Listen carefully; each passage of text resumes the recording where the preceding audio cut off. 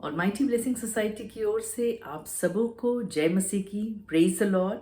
परमेश्वर का धन्यवाद हो आज के सुंदर दिन के लिए।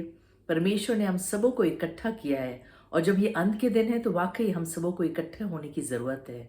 एक मन होने की ज़रूरत है। एक मन से प्रार्थनाओं को करें, एक मन से आराधना को करें, एक मन से वचन को ग्रहण करें, एक मन से गवाही को सुने। एक मन का होना बहुत ज़रूरी है। तो क्यों ना हम एक मन होकर आज की पूरी सभा में चलें और परमेश्वर को महिमा दें। Praise the Lord. सबको जय मसीह की। परमेश्वर का धन्यवाद देती हूँ आज के सुंदर पवित्र दिन के लिए। मैं आप सबके साथ अपनी एक टेस्टमनी शेयर करूँगी। और मैं टीचर हूँ, मेरा म्यूचुअल का फॉर्म निकला था और मैंने प्रेयर रिक्वेस्ट परमेश्वर की दासी रुमा को दी थी और खुद मैं विश्वास से प्रार्थना को कर रही थी। और परमेश्वर के वचन में लिखा है कि जब दो जन पृथ्वी पे एक चित एक मन होकर प्रार्थना करते हैं एक विषय के लिए, वो स्वर्गीय पिता की ओर से हो जाता है। सच में इस वचन के अनुसार ही हमारे जीवन में अद्भुत कार्य हुआ और मेरा म्यूचुअल अब हो गया है।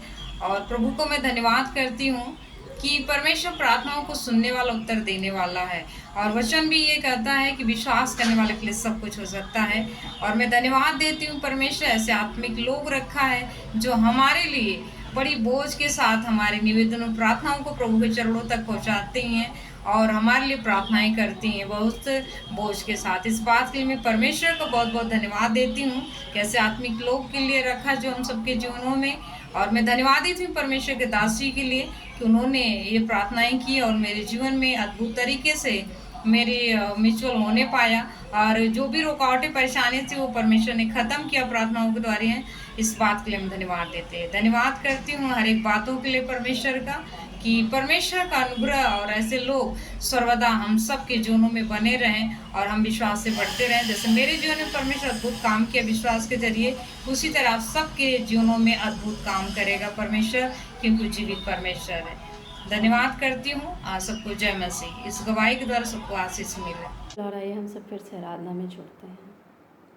जीवन से भी उत्तम तेरी करुणा, जीवन से भी उत्तम तेरी करुणा, होठों से स्तुति मुबारक गाऊंगी, यीशु नाम से मैं हाथ उठाऊंगी, यीशु नाम से मैं हाथ उठाऊंगी, यीशु नाम से मैं हाथ उठाऊंगी, तारीफ तेरी दिल में बसाऊंगी, यीशु नाम से मैं हाथ उठाऊंगी।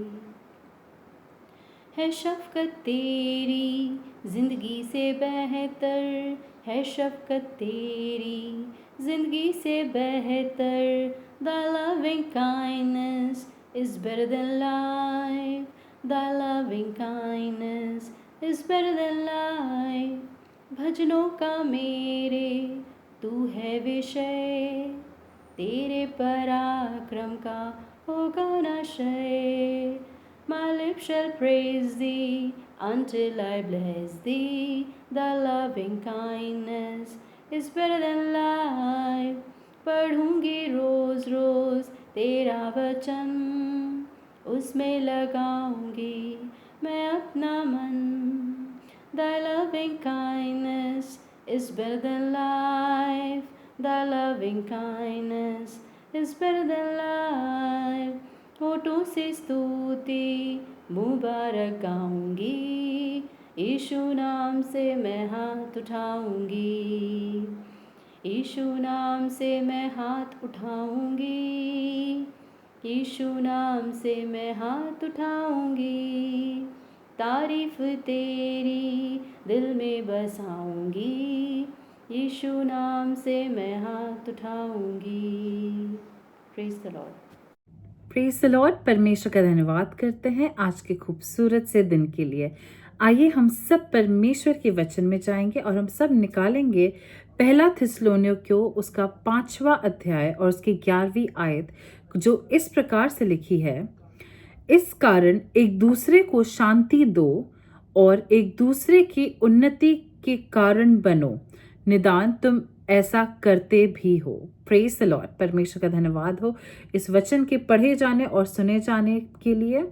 और जिस प्रकार से हम नए नियम में इस पौलुस की पत्री में देख रहे हैं कि यहाँ पे किस प्रकार से पौलुस ने अपनी कलीसिया को ये कहते हुए कहा है कि एक दूसरे को शांति दो और एक दूसरे की उन्नति का कारण बनो। ये बहुत ही ज़्यादा इम्पॉर्टेंट चीज़ है कि हम एक दूसरे के लिए शांति का कारण बने, उनकी उन्नति का कारण बने, उनको दुख के समय उनके साथ खड़े रहें। और ये ज़रूरी इस कारण है क्योंकि यीशु मसीह ने भी अपने लोगों के बारे में सोचा। और जब हम इसकी 11वीं आयत के ऊपर जब हम देखते हैं कि वह हमारे लिए इस कारण मरा कि हम चाहे जागते हो चाहे सोते हो सब मिलकर उसी के साथ जिएं। प्रेज द लॉर्ड, परमेश्वर का धन्यवाद हो। जिस प्रकार से यीशु मसीह ने अपने लोगों के बारे में सोचा, पहले कुछ भी होने से पहले, कुछ भी करने से पहले, ये क्यों इतना ज़्यादा ज़रूरी था? वो इसलिए था क्योंकि यीशु मसीह नहीं चाहते थे कि स्वर्ग राज में वो अकेले रहें। उन्होंने हम सभी के बारे में सोचा, हमारी चिंता की, और जब उन्होंने हमारे बारे में सोचा तो उन्होंने खुद इस संसार में जन्म लिया ताकि मुझे और आपको कोई तकलीफ ना हो। और वही शिक्षा परमेश्वर आज मुझे और आपको देना चाहते हैं। वो चाहते हैं कि हम भी अपने जीवन में सिर्फ खुद के बारे में ना सोचें बल्कि अपने पड़ोसी के बारे में सोचें, हमारे साथ जो लोग उठते बैठते हैं उनके बारे में सोचें। उनके लिए सोचें कैसे? कई बार हमारे मन में आता है कि हम किसी और को कैसे बताएं। ज़रूरी नहीं कि हर कोई आपकी बात सुनने के लिए रिसेप्टिव हो, ज़रूरी नहीं कि हर कोई वचन सुनने के लिए तत्पर हो, ज़रूरी नहीं है कि हर कोई आपकी बात को मानना चाहे, लेकिन उन हालातों में भी किस प्रकार से हम इस बात का ध्यान रख सकते हैं, बहुत अलग अलग तरीके होते हैं। लेकिन सबसे अहम बात होती है एक दूसरे के लिए प्रार्थना करना, क्योंकि प्रार्थना में वो सामर्थ्य है जो किसी शब्द में नहीं, किसी जेस्चर में नहीं है।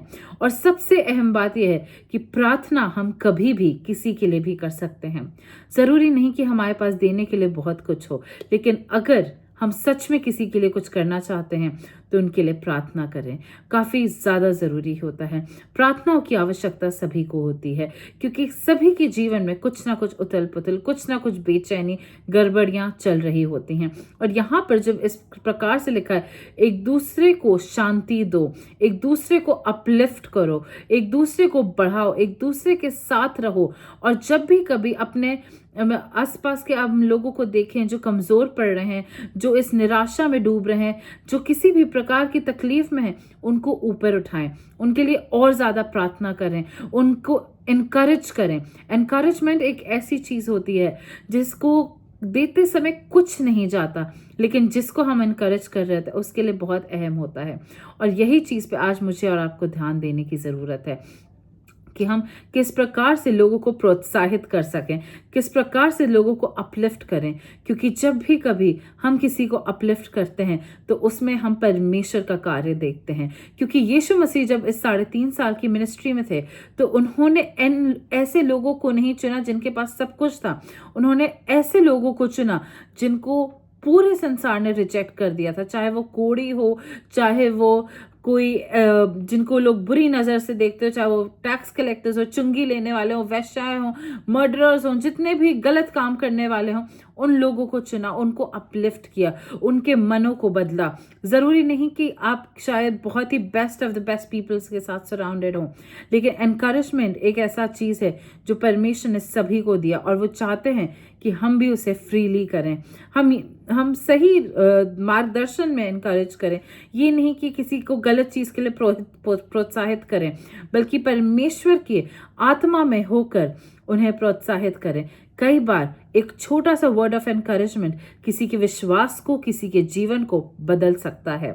हम नहीं जानते हम जिसके साथ चल रहे हैं उसके साथ क्या हो रहा है। कई बार किसी से नोक झोंक हो जाती है, किसी से बहस हो जाती है और हम उस इंसान को बहुत गाली देने लगते हैं, बहुत मन में बुरा भला बोलने लगते हैं, लेकिन हम इस बात का एहसास नहीं करते कि उनके साथ आखिर हुआ क्या है, उनके साथ जीवन में, उनके बैकग्राउंड में क्या हुआ है। हमसे मिलने से पहले, इस घटना को घटने से पहले उनके साथ ऐसा क्या हुआ कि उन्होंने उन्होंने ऐसे व्यवहार किया। और कई बार हम ऐसी ही छोटी छोटी बातों को मन में लेके बैठ जाते हैं, लेकिन आज परमेश्वर का वचन मुझे और आपको ये सिखा रहा है कि मुझे और आपको एक दूसरे को शांति देने की ज़रूरत है, एक दूसरे को प्रोत्साहित करने की ज़रूरत है, एक दूसरे के लिए उन्नति का कारण बनने की ज़रूरत है। उन्नति का कारण हम किसी भी तरह से बन सकते हैं। किसी को अगर आपकी मदद चाहिए तो उसकी मदद करने से पहले कतराएं ना, प्रार्थना ज़रूर करें। और जब परमेश्वर की अगुवाई आ जाए तो अपने कदम को बढ़ाने से पहले 100 बार ना सोचें, क्योंकि यदि परमेश्वर ने आपके कदम को तय किया है तो वे कदम सही दिशा पे ही चलेंगे यीशु के नाम से। और जब भी कभी हम एक दूसरे के बारे में सोचें तो हमेशा पॉजिटिव थिंकिंग के साथ सोचें। हम सब इंसान हैं, इस संसार में रहते हैं, खामियां और कमियां सभी में होती हैं। उन खामियों पे ध्यान ना दें, उन कमियों को ना फोकस करें, बल्कि फोकस करें तो सिर्फ इस बात पे कि कैसे हम एक दूसरे को और ज़्यादा प्रोत्साहित करें, और ज़्यादा उनकी तरक्की की तरफ उनको लेकर चलें, और ज़्यादा हम कैसे परमेश्वर के प्रेम को बढ़ाएं। क्योंकि जब कभी भी हम किसी को इनकरेज करते हैं, हम किसी को शांति देते हैं, हम किसी के साथ रहते हैं, तो हम सिर्फ और सिर्फ वो कर रहे हैं जो हमारे यीशु मसीह ने हमें सिखाया है। हम यीशु मसीह के जीवन को अपने जीवन में लागू करने लगते हैं। इसलिए आज मुझे और आपको एक दूसरे को एक वर्ड ऑफ एनकरेजमेंट देना चाहिए। और एक छोटा सा वर्ड ऑफ एनकरेजमेंट मैं आप सभी को देना चाहूँगी। मैं जानती हूँ कि हम सब बहुत ज़्यादा कठिनाइयों से गुजर रहे हैं। हम सभी के जीवन में अपनी अपनी परीक्षाएं हैं, अपनी अपनी लड़ाइयाँ हैं, अपने अपने जंग हैं। और मैं ये भी जानती हूँ कि ऐसे हम में से कई सारे लोग हैं जो फिजूल में ही बदनाम हुए हैं, जिनको लोगों ने ज़बरदस्ती जिनके नाम पे कीचड़ लगाया है। आज उन सभी लोगों से मैं ये कहना चाहती हूँ कि लोग आपके बारे में क्या बोलते हैं वो आपको डिफाइन नहीं करता है। परमेश्वर ने आपके बारे में क्या बोल दिया है वही आपको डिफाइन करता है, वही आपका सच है। लोगों के जो नकारात्मक बातें हैं वो आपकी हकीकत ना कभी थी, ना कभी है और ना कभी होगी, क्योंकि आपकी हकीकत तो यीशु मसीह के नाम में बहुत ही ज़्यादा उज्जवल और बहुत ही ज़्यादा तरक्की से भरी हुई है। आइए अपनी आंखों को बंद करते हैं। Hallelujah, hallelujah. धन्यवाद करते पिता परमेश्वर, हम आपका धन्यवाद देते हैं इस समय के लिए। हम धन्यवादित हैं पिता कि आपने हम सभी को सुरक्षित रखा है, इतनी सारी आशीषों से भरा है और किसी भी बात का आपने हमें मोहताज नहीं होने दिया पिता परमेश्वर। इस वक्त हम खास तौर से प्रार्थना में मांगते हैं हम सभी के आप साथ रहें, हमारी अगुवाई और मदद करें पिता, और हमारी सभी ज़रूरतों को आप पूरा करें। खास तौर से परमेश्वर मैं प्रार्थना करती हूँ इस वक्त हमारे सभी दर्शकों पे आपके लहू को लगाते हैं। यदि हम में से कोई भी टूटे मन के साथ आज यहाँ मौजूद है, हमारे टूटे मनों को पिता आप जोड़ें, हमारे मनों की निराशाओं को आप हमसे दूर करें और हमें परमेश्वर फिर से अपने साहस, अपनी शांति, अपने आनंद, अपने प्रेम से आप भर दें पिता परमेश्वर। हम प्रार्थना करते हैं आगे के समय को भी आपके हाथों में सौंपते हुए इस प्रार्थना को यीशु मसीह के नाम से मांगते हैं, आमीन। Praise the Lord and have a great week ahead. God bless you all.